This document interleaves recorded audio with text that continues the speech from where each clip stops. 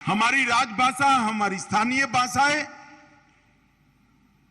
विश्व की सबसे समृद्ध भाषाओं में, और जब तक हम ये बात का संकल्प नहीं करते कि इस देश का शासन, इस देश का प्रशासन, इस देश का ज्ञान, इस देश का अनुसंधान हमारी भाषाओं में होगा, राजभाषा में होगा, तब तक इस देश की क्षमताओं का हम उपयोग नहीं कर सकते हैं। मोदी जी ने कहा है कि 75 साल से 100 साल ये जो अमृत काल है, इस संकल्प लेने का और संकल्प की सिद्धि करने का समय है। हम सब ने, पूरे देशवासियों ने संकल्प लेने की जरूरत है कि 25 साल के अंदर हमारा देश कोई भाषा की लघुता ग्रंथि से मुक्त होकर हमारी स्वभाषाओं में देश का विकास करेगा और देश को दुनिया के सर्वोच्च स्थान पर पहुंचाएगा। इसलिए मैं देश भर में, दुनिया भर में फैले हुए हिंदी प्रेमियों को, राजभाषा प्रेमियों को कहना चाहता हूं कि ऐसा मत समझिए कि राजभाषा के विस्तृत करने का, राजभाषा को आगे बढ़ाने की लड़ाई जो है वो हम पीछे छोड़ चुके हैं। मौका ही अब आया है ये लड़ाई को आगे बढ़ाने का, मौका ही अब आया है ये लड़ाई को जीतने की स्थान पर ले जाने। ये राजभाषा के इस सम्मेलन के लिए हमने सूरत का चयन इसलिए किया था, 2 कारण थे। एक तो सूरत वीर नर्मद की भूमि है। वीर नर्मद ने शायद देश में सबसे पहले अपनी भाषाओं के महत्व को उजागर किया था। उन्होंने देश भर में अपनी भाषाओं में इस देश का व्यवहार हो, इसका आग्रह रखा था। उन्हें पूरे गुजराती लोगों को एक स्वप्न दिया था गरवी गुजरात का, और उसके साथ साथ उन्होंने अंग्रेजों के खिलाफ सबसे पहले कहा था इस देश का शासन, इस देश का व्यवहार ये हिंदी में चलना चाहिए, कोई विदेशी भाषा में नहीं चलना। ये वीर नर्मद की भूमि है। और दूसरा, ये सूरत उत्साह की भूमि है।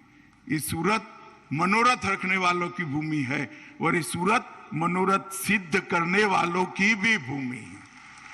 इसीलिए सूरत को हमने तय किया था।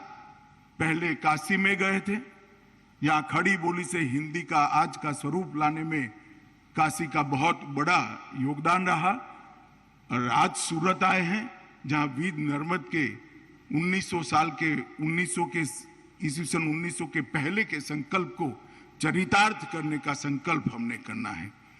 मित्रों, महात्मा गांधी ने राजभाषा के लिए एक ही वाक्य में बहुत सुंदर उसकी जरूरियात का व्याख्यान किया था।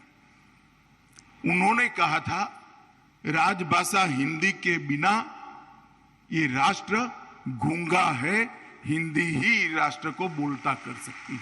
हिंदी हमारे मन की भाषा है, हिंदी हमारे राष्ट्र प्रेम की भाषा है, और हिंदी आम हिंद के जन की भाषा है, आम जन की भाषा है। हमें इसको आगे बढ़ाना है।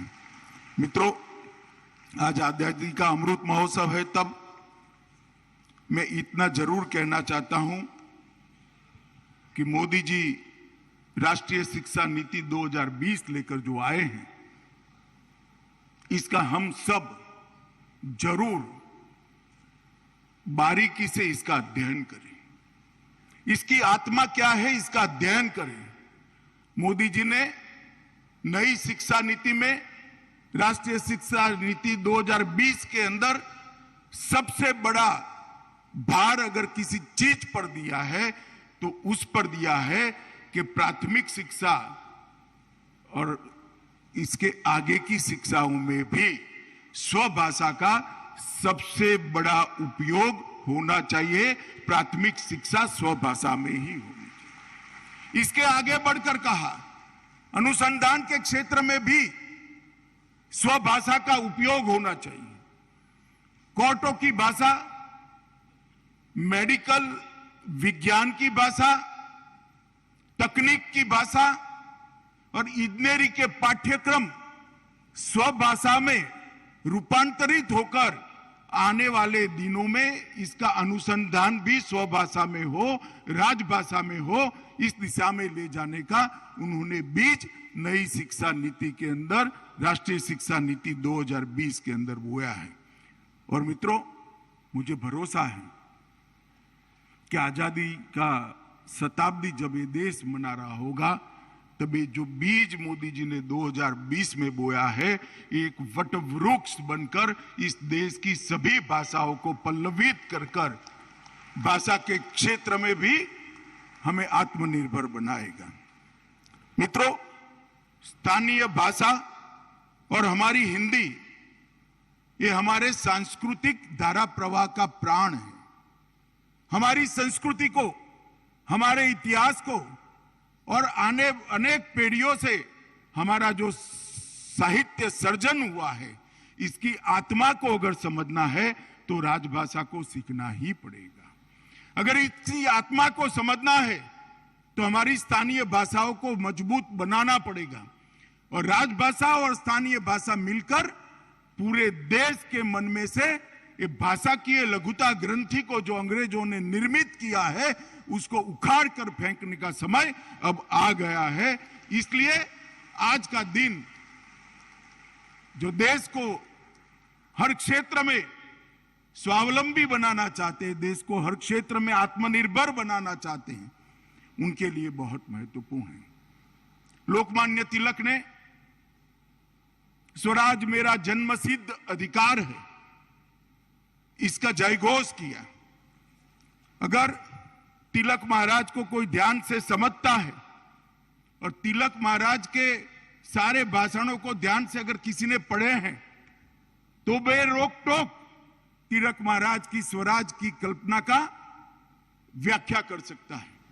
तिलक महाराज के स्वराज की कल्पना में सिर्फ शासन में परिवर्तन नहीं था, शासन तो परिवर्तित हो ही, इस देश का शासन इस देश के लोग ही करे, वो तो एक प्रमुख मांग थी, परंतु उसके साथ साथ स्वभाषा, स्वधर्म, स्वसंस्कृति, इसके लिए भी स्वराज की मांग तिलक महाराज ने उठाई थी। और आज मुझे विश्वास है कि मोदी जी के नेतृत्व में देश जिस रास्ते पर चल रहा है, वो रास्ते पर तिलक महाराज के स्वराज की परिकल्पना को हम सार्थक करेंगे और देश उसी रास्ते पर चलेगा।